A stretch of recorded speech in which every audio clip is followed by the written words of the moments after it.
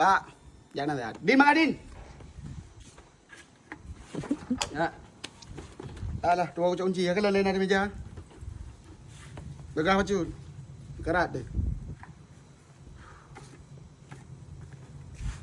Nah, Ya. Kunci, Pak. kunci di meja. Kagak kuliah kalian kacau. Aku nah, pucang kena betuan. Kan potong. Kacau kunci, Din. Kalau kalian meja kacau kunci kami kena orang meja makarat, Din. Bunuh ayo kandan. Kagak kacau kami kena.